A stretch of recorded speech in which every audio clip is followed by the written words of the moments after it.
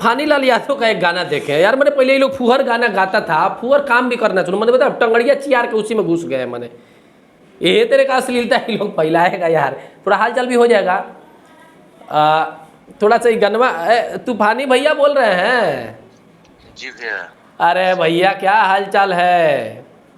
ठीक हो भैया, महादेव। महादेव भैया, वो गाना देखनी है भैया, सांप टंगरिया चीर के घुस गइल बानी वही में महाराज। सांप साहब में पहले अश्लील गावत रहनी है जा, अब तो साफा अश्लील देखावत भी बानी रहुआ लोगिन जी।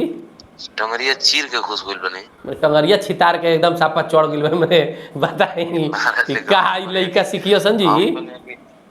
टंगरिया चीर के घुस गइल तब तो उसका चिथड़ा उड़ जाएगा।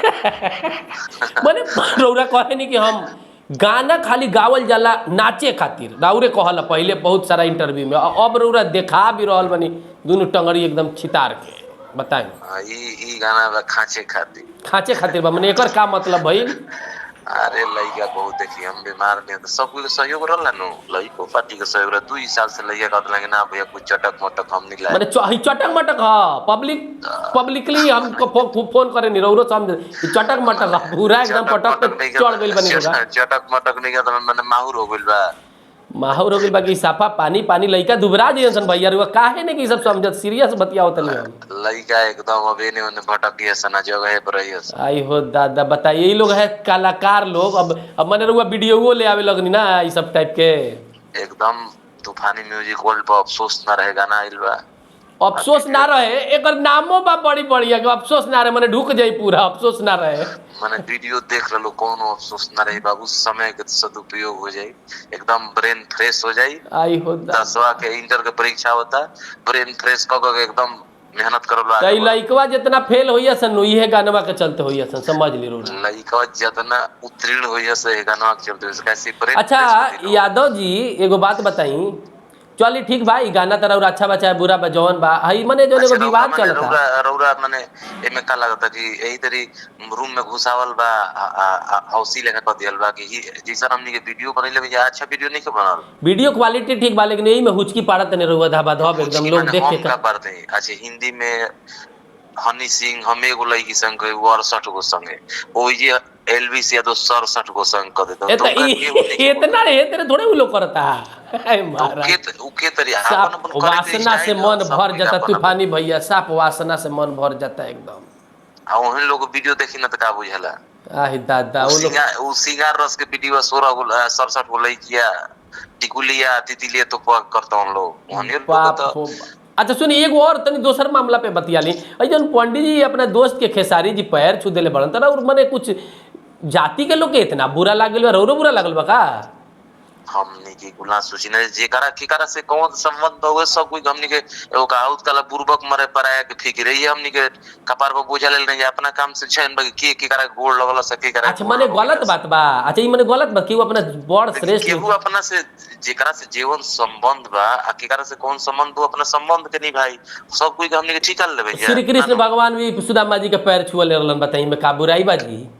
देखी वो मित्रता है उहे त हम कहते जेकरा से जीवन जेकर संबंध बा आए उ अपन संबंध नहीं भाई हमनी के ओकरा के रोके तो माने रौरा इतना अच्छा जब सोच बताई गानवा में काहे तेरे के महाराज रुआ कचाइन कइले बने हमरा ई समझ में आइल। रौरा से तो उम्मीद ना रहल हमरा लइकन खातिर लइकन के आदेश अनुसार लइकन के रिक्वेस्ट अनुसार डालल बा कि लइकन के खुशी मिले, लइका के खुशी खातिर सब करतन रौरा।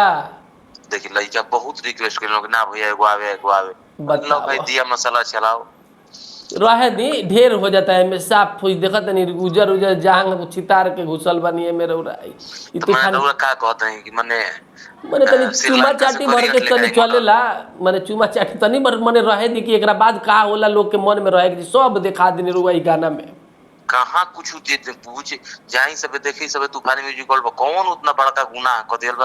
अरे हल्का फुल्का रोमांटिक टाइप के एगो फोटो लोग भेजलक हमरा के कि देखी तनी और तूफानी जी हित होवन कहलन हम बड़ा साफ सुथरा काम करे देखिए केंगे एथी कुदा कुदा के या पटक पटक के केंगे वीडियो बनैले बड़न। चली युवा लोग पसंद करो, युवा लोग के ऊर्जा बढ़ो, ऊर्जा रुआ जियाने करे हमरा बुझाता के, लेकिन युवा लोग के ऊर्जा ना जियान होई उन लोग पूर्जा जियान होई। आ हीरोइन के का नाम है जी?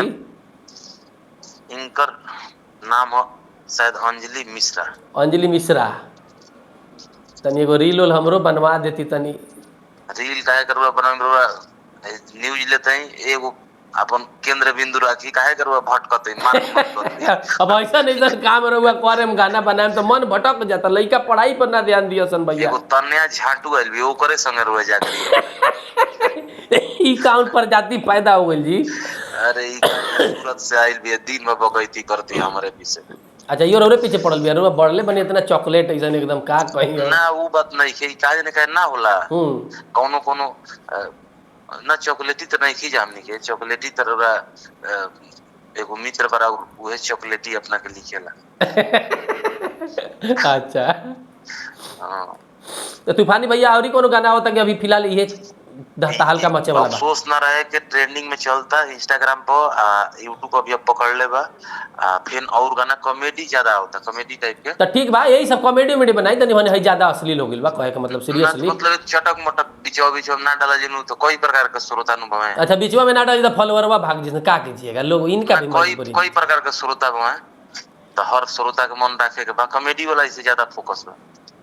तूफानी भैया ई इंटरव्यूए रहला नॉर्मली बातचीत ना रहला ठीक बा कोनो बात नहीं। तूफानी जी का गाना सुनी मन मस्त हो जाएगा एकदम आपका रूम खड़ा हो जाएगा। मैंने हम अपने स्टाइल में बताए थे पब्लिक हमनी के वैसन टेंशन नहीं की हमनी के लाड प्यार वाला सब कोई के प्यार एकदम तूफानी भैया रुआ जातिवाद ना करेनी सबसे बड़ा बात यही से रुआ का फोन लगैनी है जातिवाद। अच्छा हमनी के अगला पे खूब पंडित जी रुआ कहते आ अगला जन्म में रुआ डोम हो जाए तो अब बताइए के जानता के का होई कोना करतब से के का बनल बा। अगला जन्म में हांगकांग में जाके ईसाई होगनी सिख हो का करब लागे तनी महाराज कुछ समझाई एगो कुकुर सन कुछ बाड़ा सन भोकत रहत रसन हमनी के दोस्ती खराब होता है यही से आज फोन लगैनी है रउरा के हमनी के केहू के विषय में कितना यादव भाई है इतना पढ़ता है हमको इनसे पब्लिक से बतिया ली तनी इतना पढ़ता है ऐसे ही नॉर्मली आज फोन लगा लिए एकरा में कुछ ना हमनी के तो पैदा होई नहीं जाई समाज में बतेलस कि तू हई धर्म हो जाती है भाई के कोकी से निकल के हमनी ज्ञान रे कौन जाती है। अच्छा तूफानी भैया ई गाना में का पब्लिक सोचता है कमेंट रहुआ जरूर एक बार पढ़े हमरा देखे से गाना के बहुत अश्लीलता बा लेकिन पब्लिक के का पसंद आवता अब हम डाले तनी वीडियो एकरा के डाली कोनो बात ना जनता लोग देखी जा भाई लोग युवा लोग अफसोस ना रहे मस्ती करी जा। अच्छा चलिए बहुत बहुत धन्यवाद। ये है तूफानी लाल यादव मैंने फोटो देख के तो लगता है एकदम यो पूरा देखिए बताइए कैसा गाना है।